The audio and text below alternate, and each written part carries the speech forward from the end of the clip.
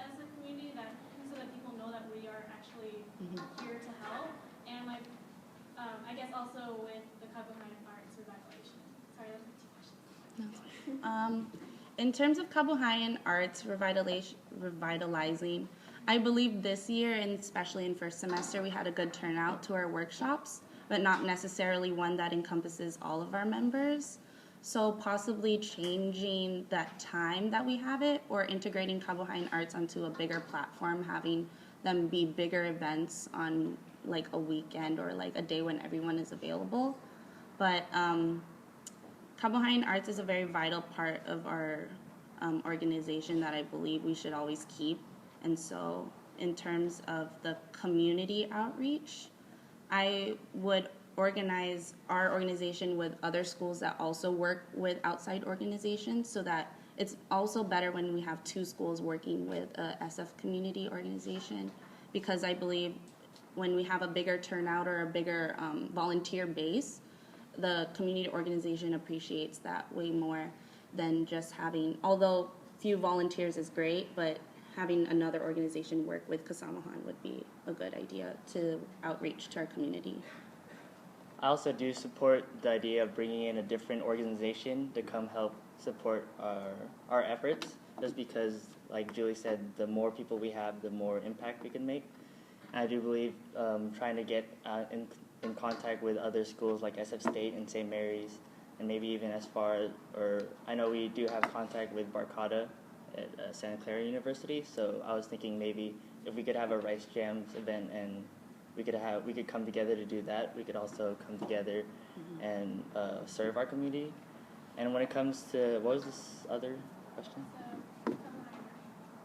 So with that, I do believe that getting the word out would also help get members to come in and get interested, but I also think that doing little things here and there to get that word out and get the membership interested, things like having little blurbs in the newsletters about our culture, maybe throwing a tweet or a Tumblr post out there, just talking about little bits and pieces of our culture, and maybe that would help spring some like interest in our culture and help them bring membership to events like that. Considering the fact that both of you were on eBoard this year, what is one thing that both of you learned this year that you could apply to your position again for next year? I learned a lot about working with a co-director, especially sharing ideas, compromising on workshop ideas. I think that's the biggest thing that will help me, especially continue in this position, just building a stronger relationship with my co-director and making sure that we're always on the same page and like taking our 2 different ideas and making them one that will benefit our members and our outside community.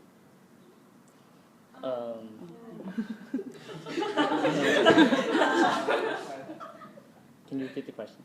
What's one thing you learned from being on eBoard this year that you can use for next year? One thing I learned is the time commitment.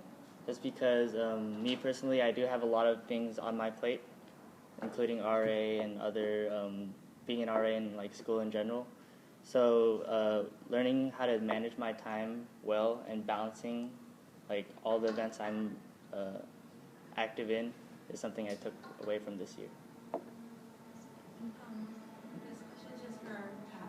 So you mentioned that you're an RA, so that's a really big chunk of time in and of itself. So how are you, like, if you're going to be an RA next year and you might have other things like, I don't know, like work or internships, things like that. So how are you going to balance your time and put enough like time into this position as well? Well, that can also, but oh yeah, so I did learn on how to manage my time this year, and I do believe the experience I had this year and working on board will help me, I guess, balance out that time, and also being a co-chair will help me, I guess, delegate the different duties I do have. I mean, I could also depend on Julie. It's not only me, but also I have to remember that Julie will also be depending on me, and I do respect and I'm gonna have to respect her like dependence, which I will. So. Hold on, Eunice and then AJ. Okay, other than like Combine Arts and Summer Store and stuff, what other projects or changes do you guys have like planned out for the position? And along with that, like Pat, you talked about bringing issues to the table, like towards like Filipino Americans. Like, how would you make that? How would you like make membership interested and like engaged and like relatable to all of it? In terms of new ideas, I recently started attending the culturally focused club meetings, and I realized that we don't really like interact with them unless we have to go to those meetings or we have culture games with those other organizations.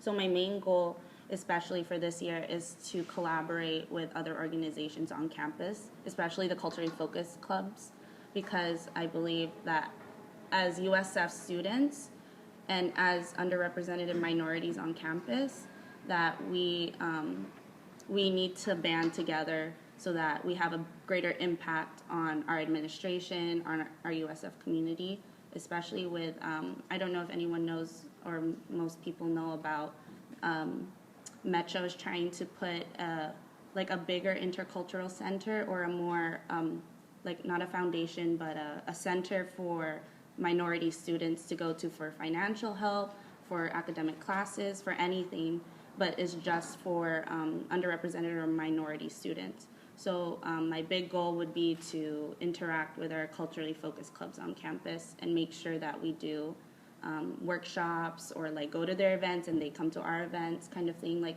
creating a bigger bond between us and our other CFCs. While I guess being part of another club on campus, Luau, one way they I guess put on the culture and make their membership aware is while they're practicing, they like educate them on what the moves really mean and like what's the culture behind it. So that's one way we could I guess influence the culture, our Filipino culture, into the membership, not by taking a big step, but taking little steps like those. So maybe working with cultural committee on really educating the choreographers on what the dance moves really mean, and also maybe even working with activities, maybe talking about the drive and the dedication some of the Filipino boxers, like the legendary Filipino boxers, have, and use that as like enthusiasm and like try to entice like really real emotion while at those late practices. Okay. So do you believe that there is a perceived campus hierarchy in regards to the culturally focused organizations on campus, like regarding whose needs are met, who's being paid most attention to? If so, how will you network with other organizations on campus to kind of bridge the gap? And if not, how will you prevent something like that? I like to believe that there isn't a hierarchy between CFCs and other organizations on campus, but unfortunately there is. There's a lot with funding.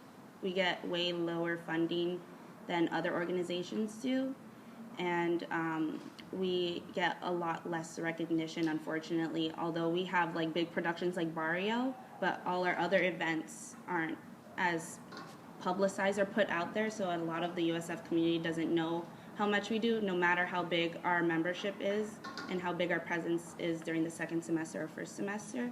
So I feel like a way to solve that is to continue to communicate with culturally focused clubs, not only through the CFCC newsletter, but also getting their contact info for each PR person or whoever their contact person is for activities, and making sure that we relay our information to them and they exchange that. So it's a mutual support between Kasamahan and USF CFCs.